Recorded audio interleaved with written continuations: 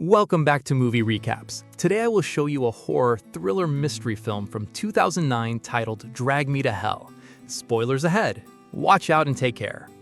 The story introduces us to Stephanie Brown, a bright, ambitious, and seemingly sweet young woman working as a dedicated loan officer at the Bank of California branch in Los Angeles. Stephanie is highly driven to succeed in her career, but her deep motivation stems from a place of intense personal insecurity. She grew up as an overweight farm girl in rural Missouri, a path she works tirelessly to bury beneath a carefully constructed veneer of big city sophistication, proper diction exercises in front of the mirror, and fashionable corporate attire. Stephanie's life appears to be on an enviable upward trajectory. She is deeply in love with her incredibly supportive boyfriend Ray Dalton, a handsome, brilliant, and wealthy young UCLA psychology professor. However, Stephanie's bright future faces a quiet but imposing social obstacle: Ray's mother, Trudy. Trudy is a wealthy, elitist, and highly judgmental woman who views Stephanie as a low-class outsider from the sticks, openly expressing her desires for Ray to date a high-achieving lawyer from a prestigious background rather than a simple bank teller. Desperate to prove her worth to Ray's family and secure her own financial independence, Stephanie sets her sights on a vacant assistant manager position at her bank branch. The job promises a spacious private office, a substantial raise, and the professional status she craves to finally stand tall against her critics. However, her manager, Mr. Jax, informs her that she's not the only candidate for the position. A ruthless, manipulative, and aggressive new trainee named Stu is also aggressively gunning for the promotion, using underhanded tactics to gain favor.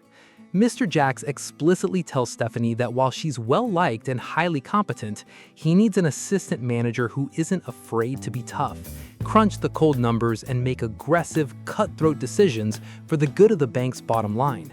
Stephanie realizes that her innate kindness is being viewed as a professional weakness, and she resolves to prove that she can be just as cold and ruthless as Stu. The ultimate test of Stephanie's professional resolve arrives in the form of Sylvia Ganush, a withered, disheveled elderly Hungarian woman who shuffles into the bank. Mrs. Ganush is facing the imminent foreclosure and the repossession of her home after falling far behind on her mortgage payments due to a severe illness that cost her one of her eyes. Sitting across from Stephanie, Mrs. Ganush is a grotesque and unsettling figure.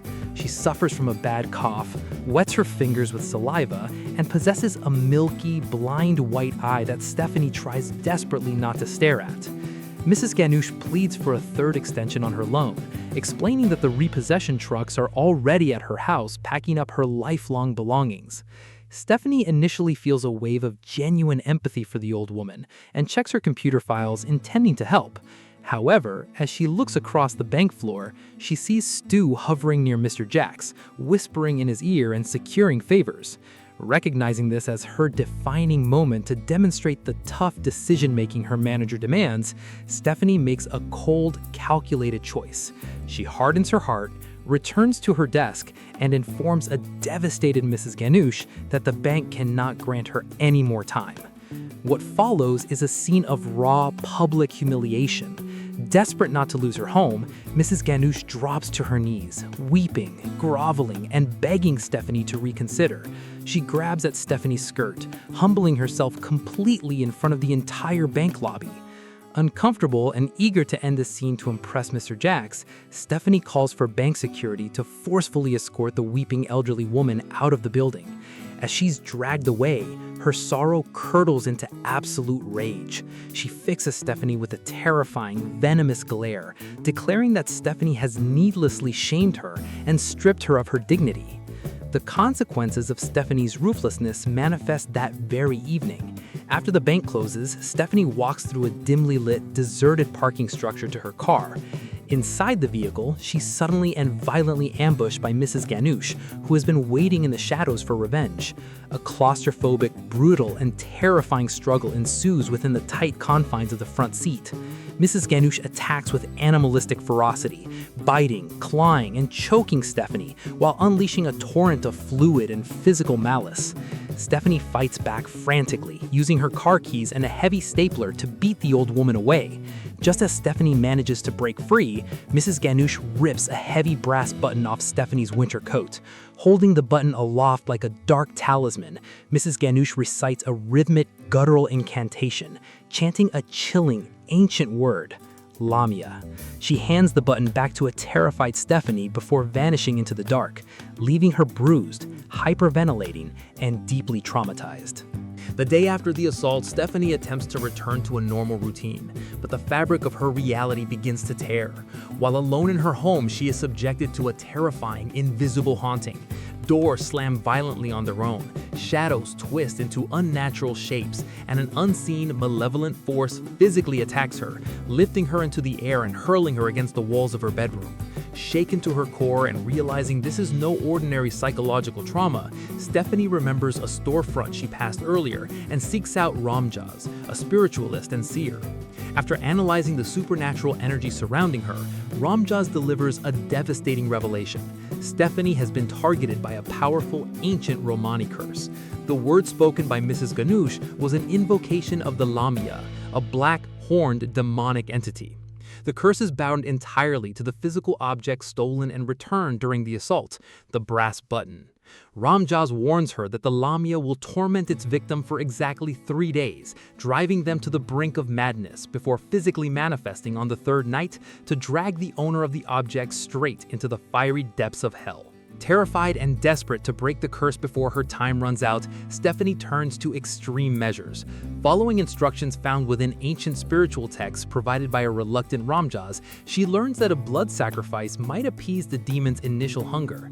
In a state of sheer panic and moral decay, Stephanie looks at her beloved pet kitten. Driven by the primal instinct to save her own soul, the formerly kind-hearted woman commits a horrific act, sacrificing the innocent animal in her backyard and burying it in a shallow grave as an offering to the dark forces. However, the gruesome sacrifice provides no relief. The Lamia's torment only intensifies, bleeding heavily into her professional and personal life. The demon haunts her waking hours with disturbing auditory hallucinations, the buzzing of phantom flies, and sudden explosive nosebleeds that drench her office documents in blood, ruining her standing at the bank while Stu watches with smug satisfaction. The psychological warfare reaches a crescendo during a high-stakes formal dinner at a luxurious restaurant with Ray and his elitist parents. Stephanie is already fighting immense pressure to appear poised, sophisticated, and worthy of Ray. But mid-meal, the Lamia strikes. Stephanie begins to hallucinate violently. Her food seems to come alive, and she is suddenly seized by a horrific choking fit. In front of Ray's horrified, disgusted mother, Stephanie violently gags and vomits up a massive, squirming black fly directly onto the pristine tablecloth. She begins screaming at phantom noises and swatting at invisible entities, causing a chaotic scene that ends in a total social meltdown. Ray defends her and takes her home, but Stephanie knows that any hope of gaining his mother's approval has been utterly shattered, and her sanity is rapidly slipping away. With the dawn of the third and final day, a frantic Stephanie decides to bypass the seers and go directly to the source of the curse to beg for mercy. She drives to Mrs. Ganush's home, only to discover a somber gathering outside. She learns from a cold, grieving relative that Mrs. Ganush died the previous night from a stroke. Desperate and running out of time, Stephanie tracks down the location of the traditional gypsy wake. She sneaks into the heavily guarded mourning hall where the old woman's body is laid out. Crawling to the open casket, Stephanie breaks down in tears, sobbing and begging the corpse for forgiveness, offering money and weeping for salvation. But the universe offers no comfort. In a bizarre, horrific accident, Stephanie trips and crashes into the casket, causing the bloated, preserved corpse of Mrs. Ganush to fall directly on top of her. The dead woman's jaw drops open, spraying a torrent of foul, decomposing embalming fluid directly into Stephanie's face and mouth in a grotesque display of post-mortem rejection. Realizing that spiritual appeasement is impossible, Stephanie flees back to Ramjas. The seer informs her that there is one final, desperate option, an advanced, highly dangerous seance led by Sean Sandina, a powerful, elderly spiritual medium who has spent her entire life preparing for a rematch with the Lamia, a demon she failed to defeat decades prior. However, the seance requires an immense price, $20,000. Stephanie rushes to the bank to secure the funds or a loan, only to discover a final betrayal. Stu has broken into her desk, stolen her proprietary client files for the massive McPherson corporate loan, and presented them to Mr. Jacks as his own work. Mr. Jacks, impressed by Stu's cutthroat aggression, implicitly awards him the assistant manager promotion. Stephanie is left completely broke, professionally ruined, and entirely helpless. When all hope seems lost, Ray steps in as her ultimate savior. Despite his deeply ingrained scientific skepticism as a psychologist, his profound love for Stephanie overrides his doubts. Seeing her absolute terror, he selflessly uses his own personal savings to pay Sean Sandina's exorbitant fee. That night, they gather at a heavily fortified estate for the seance. Sean Sandina and her assistants create a protective circle and invoke the Lamia, intending to draw the demon into a physical vessel, a goat, and slaughter it, trapping the entity forever. The ritual descends into pure, unadulterated chaos. The room shakes, tables fly, and the Lamia possesses the medium, speaking through her in a dual, demonic voice, mocking Stephanie's sins. The demon violently attacks the assistants, throwing people across the room. Sean Sandina summons every ounce of her spiritual power to battle the beast, managing to banish it from the physical space, but the sheer physical and spiritual toll proves fatal. The old medium collapses and dies of a heart attack on the floor. As the smoke clears, a battered Ramjas delivers the ultimate, devastating twist. The seance failed to break the contract. The Lamia cannot be banished by force, and it will absolutely manifest at sunrise to drag the current owner of the cursed object to hell. However, Ramjas reveals a loophole in the ancient laws of the curse. The Lamia is bound only to the current owner of the token. The curse can be formally passed to someone else, but it cannot simply be thrown away or dropped. It must be placed inside an envelope and intentionally given to another person as a formal, conscious gift. Only when the new recipient accepts the envelope does the ownership and the horrific death sentence transfer. Stephanie sits alone in her car in the pouring rain, clutching the white envelope containing the cursed brass button. Her mind races as she contemplates the horrific morality of the loophole. She thinks of gifting it to Stu as revenge for stealing her career, but her core humanity recoils at the thought of dooming a living, innocent soul to an eternity of hellfire. Suddenly, an epiphany strikes her. The rules dictate that the token must be gifted to someone, but the law does not explicitly state that the recipient must be alive. She can gift the token to Mrs. Ganush, returning the curse to the dead woman who cast it. Driven by a manic surge of survival instinct, Stephanie drives through the torrential storm to the cemetery where Mrs. Ganush was buried earlier that day.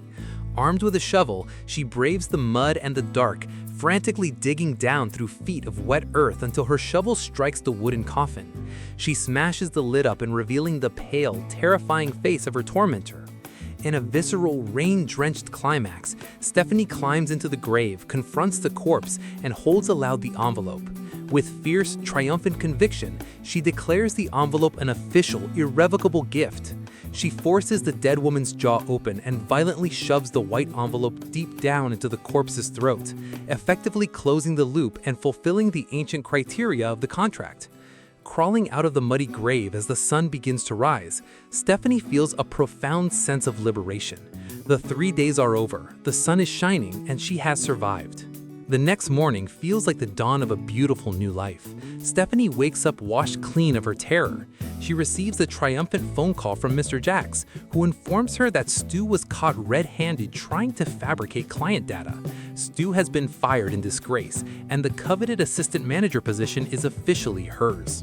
Dressed in a beautiful new outfit, Stephanie walks into the bustling Los Angeles train station, her heart light and her future brighter than ever.